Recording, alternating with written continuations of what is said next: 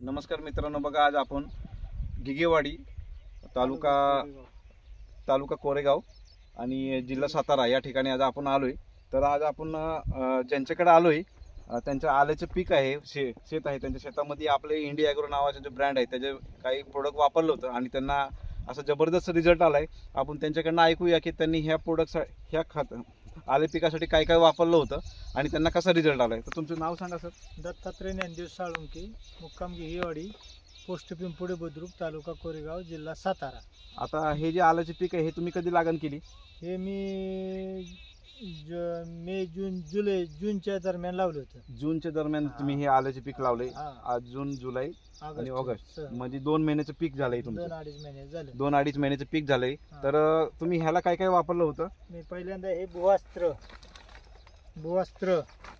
भुवस्त्र वापरले का? आणि भुवस्त्र वापरले, एमआय प्राऊड वापरले, ग्रो मॅजिक ॲडव्हान्स आणि एमआय स्प्रे आणि ओलिफ वापरले। तर बघा मित्रांनो, असा जबरदस्त रिझल्ट आलाय। तुम्ही बघू शकता की एकही आल्याच्या पिकाला कुठेही लागलेलं नाहीये, एकदम व्यवस्थित सगळं पीक आलेलं आहे। तुम्ही बघू शकता, आणखी पण ह्या साईडला तुम्हाला दाखवत आहे। असं जबरदस्त असं तुम्हाला रिझल्ट बघायला भेटेल। तर तुम्हाला कसं वाटतं हे शेतकऱ्यांनी जवळजवळ ह्या इंडिया ॲग्रोची सगळे प्रोडक्ट वापरून विषमुक्त शेती अशी करावी, रासायनिकपासून लांब राहावं आणि ऑर्गॅनिक सगळ्यांनी वापर करावा, असं शेतकऱ्यांना मी सल्ला देईन।